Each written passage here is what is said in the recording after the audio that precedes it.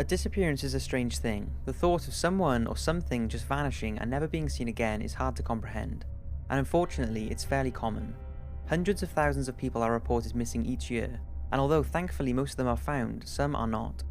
Out of the few that are not, there is a small number of disappearances that just do not add up and leave many unanswered questions. So from a strange 911 call moments before a man disappears, to a member of one of the most powerful families in the world vanishing, here are 5 very mysterious disappearances that I know will get you thinking. Jimmy Hoffa. James Hoffa, known as Jimmy Hoffa, was born in Indiana on Valentine's Day 1913. After his father's death in 1920, the Hoffa family moved to Detroit, and at age 18, James married Josephine and they had 2 children together. As a young man, Jimmy was an active union member, and his bravery and never back down attitude earned him a leadership position in the organisation. By 1932, Hoffa was invited to join the local 299 of the Teamsters in Detroit, a union for truck drivers and warehousemen. Over the years, and with Hoffa's influence, the Teamsters became one of the most powerful workers' unions in the United States. However, for him to achieve this, he had to accommodate and make deals with many of the gangsters who had long been in control of the truckers' union. Despite this, by 1946, Jimmy became the president of the local 299, and in 1958 was president of the International Brotherhood of Teamsters. Throughout his presidency, he maintained links to organised crime, and in 1967 he was convicted and imprisoned for attempted bribery and fraud. His 13-year sentence was pardoned by President Nixon on the condition he resigned all union activities in return for early release. Jimmy was released from prison in 1971 and attempted to regain his position, but 4 years later, at age 62, he would be involved in one of the most mysterious high-figure disappearances in United States history. On August the 18th, 1975, Jimmy arrived at the Red Fox restaurant in Detroit at around 2 p.m. and called his wife from a payphone to say that the 3 men he was meeting with had not turned up, but that he was going to wait for a few more minutes. This was the last time he would speak to her because shortly after, he was seen by a truck driver getting into a car with 3 other men. The truck driver said he saw Jimmy in the back seat and spotted a long object covered with a blanket on the seat next to him, and this was the last time Jimmy was seen.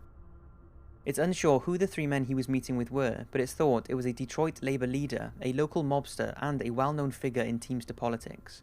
What happened next has sparked many rumours and stories. Some say he was taken to New Jersey where his remains were mixed with the concrete that was used to build the New York Giants football stadium. Others say he was encased in a concrete block used for the foundations of the helipad at the Sheraton Savannah Hotel, which at the time of his disappearance was owned by the Teamsters. Other explanations include being crushed in a scrap compactor, ground up in a meat processing factory, dissolved in a fat rendering plant, or killed by federal agents. But the most believed outcome for Hoffa came from a prisoner who said a mobster known as Tony Pro and a few other gang members killed Jimmy and buried his body in a massive steel drum at a toxic waste site in New Jersey. Despite the tip-off, no arrests have ever been made.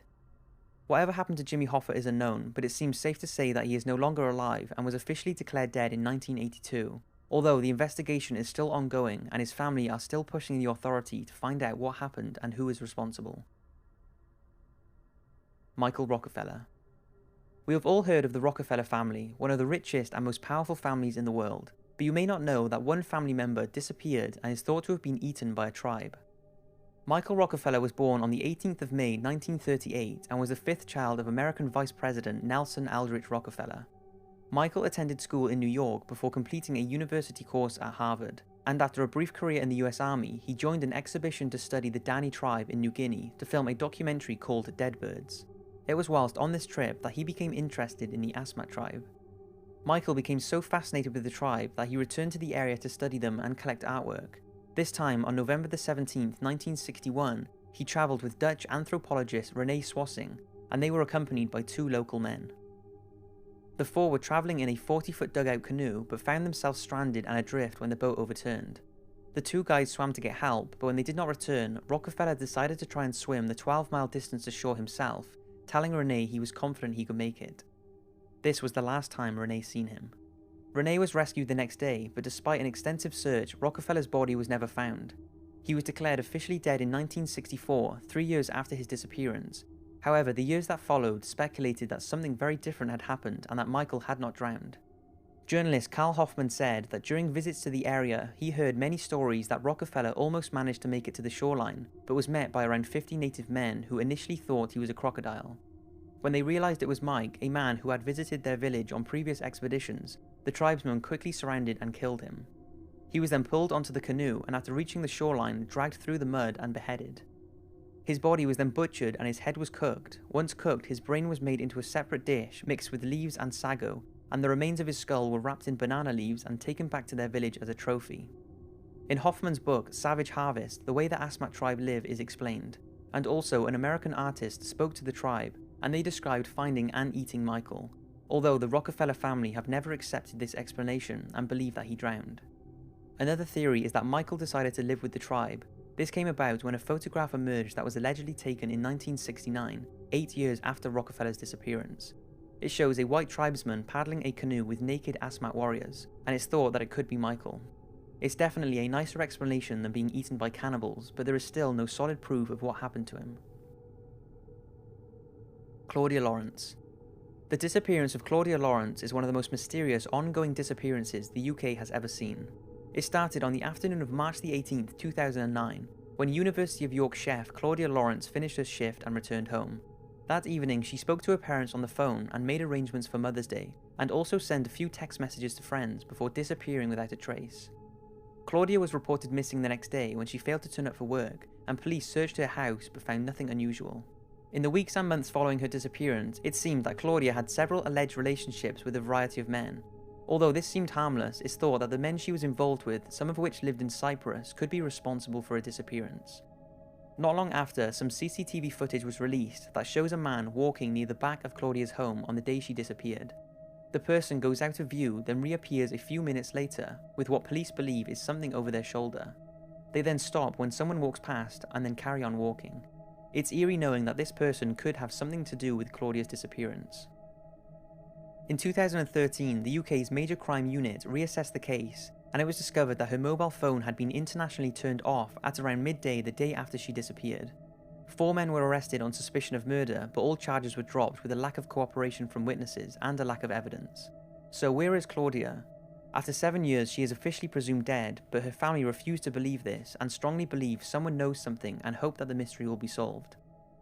The case continues to receive a lot of publicity in the UK, and despite 1,200 people coming forward to offer information, Claudia is still missing and there is no hard evidence to suggest what exactly happened to her or where she is. Brandon Swanson. On May 13, 2008, 19-year-old Brandon Swanson and his friends were celebrating the last day of classes at Minnesota West Community and Technical College. Shortly after midnight, Brandon phoned his parents and asked them to pick him up, as he said he had driven his green Chevy into a ditch in the nearby town of Lind, just 10 minutes from his home in Marshall. Brandon's parents set out to rescue their son with him still on the phone to them. When they reached the location their son had described, there was no sign of him or his car, and they could hear him through the phone switching his lights on and off to try and help them locate him. They were also flashing their lights, but neither could see each other. Still on the phone, they were getting frustrated and eventually Brandon hung up.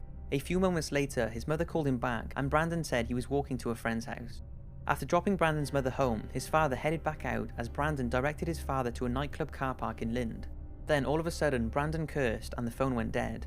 This was the last time anybody heard from him. In desperation, his parents continued to call his phone and also called on his friend's help to try and locate their son, but no one could find him. The following day, Brandon was reported missing, but police were not overly concerned, stating it was not uncommon for 19-year-olds to stay out all night.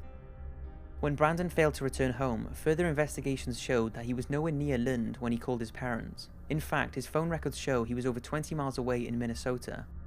Police found his car in a ditch near Porter, over 25 miles from Lind, and there was no indication of foul play. They searched the surrounding woodland and the nearby Yellow Medicine River, and police and his family are convinced that he did not drown. Despite sniffer dogs searching for over 3 weeks, no trace or evidence has ever been found. So what happened to Brandon? Theories range from him being kidnapped, attacked by an animal, run over and hidden, abducted by aliens, or that he wandered off and died of hypothermia. But there is one problem with all of these theories: none of them would account for him swearing, and then hanging up whilst on the phone to his dad. If he was in danger, he would have most likely stayed on the phone. Also, the phone was still working when his father called back, it's just that no one was answering it. How did he completely disappear whilst on the phone, leaving no trace to where he was? What's your theories? Brandon Lawson. The disappearance of Brandon Lawson is one of those cases, much like the Elisa Lam case, that genuinely got me totally confused and pretty scared. What's eerie about this disappearance is the build up to it and the 2 mysterious phone calls he made just moments before vanishing. At the time of his disappearance, Brandon was 26 years old and a father of 4 who lived in San Angelo, Texas. On August the 8th, 2013, he had a small argument with his long-term partner and left the house at around 12 PM. He was driving along a remote stretch of highway between San Angelo and Abilene when he ran out of gas. He called his brother Kyle at 38 minutes past 12 to come and rescue him, and after this, something happened and Brandon made an emergency call to 911. Now, I've always said I would never do a 911 phone calls video as I think they are disrespectful, but in hopes of spreading awareness of Brandon's disappearance, I couldn't miss this out. Take a listen and try to understand what's going on. 911 emergency.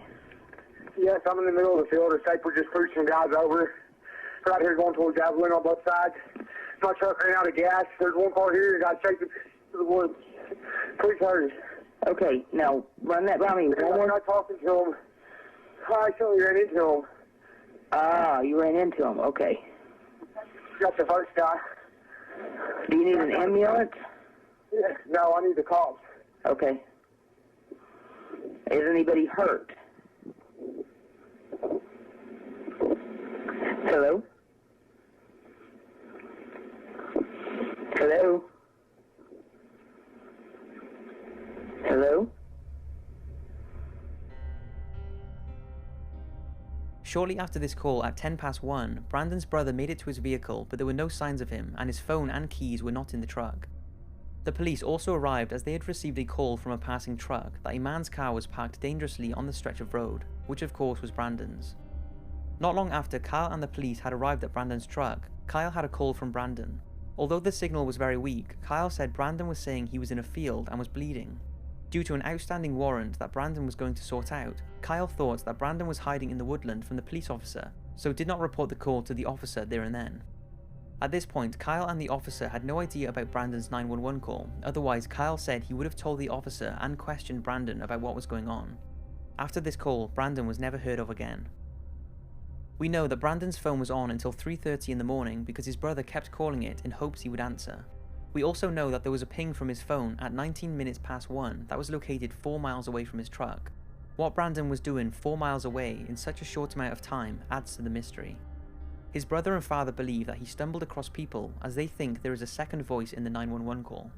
This has led to the theories that Brandon was in the wrong place at the wrong time and saw something he shouldn't have, like a drug deal, and was chased into the woodland. Others say maybe he was attacked by an animal, but 3,000 acres of land was searched and absolutely no evidence was found. The theory that Brandon ran away and is living somewhere else has also been brought up, but all of his family say he would never do this and that they can tell he is in distress from the emergency call. Speaking of which, his family agree that the call has been edited and that only a short sample was released so they could identify his voice. Brandon's disappearance is definitely one of the strangest I have read about, and it's terrifying to think that he was running from someone or something in the pitch black through the dense woodland.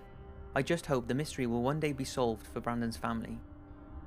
So that's 5 unexplained disappearances where the bodies or any hard evidence still hasn't been found. Thanks for watching, and I'll see you next week for another video.